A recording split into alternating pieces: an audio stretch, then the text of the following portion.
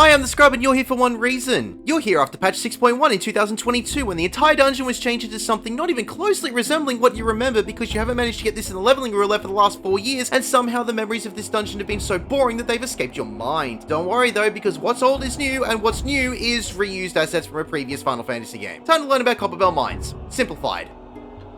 After killing the opening mobs in the first room, pick up the tiny key, go through the door and then go down the elevator to the next level. Make sure everyone is on the elevator before activating the lever. Now this is one of the only dungeons in the game where if you run too far away from enemies, they will de-aggro you. So if you do want to speedrun it, you can pull all the way to the beginning of the long bridge and kill everything that is still aggroed to you. But if you still want a small pull and commit genocide on the population inside Copperbell Mines, then who am I to stop you? I'll only assist with satisfying your bloodthirsty rage. You can double pull to the first opening room on the right, then to the lightning sprite on the first island, then to the beginning of the long bridge. Either way, you'll end up at this exact same spot. After this, you can pretty much pull all the way to where the fire sand is and kill everything. Pick up the interactable fire sand, then interact with the powder chamber, then interact with the blasting device. You've arrived at the first boss. This boss is a little different now, but it's not even remotely close to hard. The attack Grand Slam is identifiable with these red rings around the tank. These will appear throughout the game as tank busters, so be aware of them for later on in the game as they will severely ramp up in damage in later content. Make sure you dodge the orange. Don't worry, you'll have plenty of time to get into the safe zone. If he turns to face you with the move Catapult, it doesn't actually hurt that much, just don't panic. After defeating Kotos, pick up the key to go through the door and move to the next elevator. Again, please make sure everyone is on the elevator before activating the lever. There are rooms to the left and right. Kill everything in these rooms and retrieve the fire sand dropped by the blasting caps. Interact with the powder chamber, then interact with the blasting device. Pick up the next bit of fire sand before moving on to the next boss. Just avoid the orange and burn down the slime. Fluid spread is a tank buster, so be aware of that cast. At 80%, 50%, and 30%, the slime will divide itself into smaller slimes around the arena that explode in small AoEs. Just watch out for these and avoid them. Next room, pick up the 3 enemies, then drop down into the little canyon area and kill everything. Then pull everything in the open room to the right. After killing these mobs, it's time to make your way down to the final boss. It's pretty straightforward. Just like Kotos, Grand Slam is a tank buster. The only other mechanics he does is sweeping the entire arena or putting circular AoEs around the arena. You just need to get under him or get away from the AoEs, burn him down, and congratulations, you have completed Copperbell Mines. My name's the Scrub, thank you for watching.